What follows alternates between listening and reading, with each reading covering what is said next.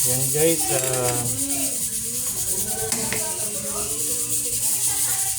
kanina inumpisahan ko ng pagpalambot ng ating pata at ang baka natin ay nakasalang. Ngayon lulutuin naman natin ang ating bagoong. Maraming kamatis, masarap. Kahit mahal pa yung kamatis. Yun lang. Isunod natin guys ang ating bagoong. Ayan. Solid dalawa yan. Halin lang natin ng konti.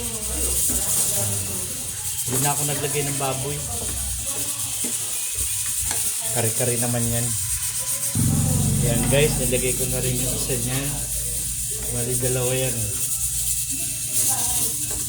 Kasi dito mahilig din sila sa bagoong. Lalo pagka ako nagluto ng bagoong. Okay. Minit, natalpikan ako.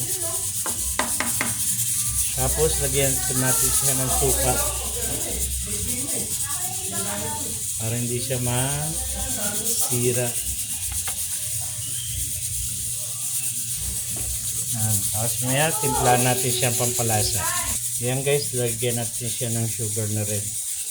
Para mabalance yung alat at tamis niya. Tapos timplahan natin siya ng ating pepper, paminta.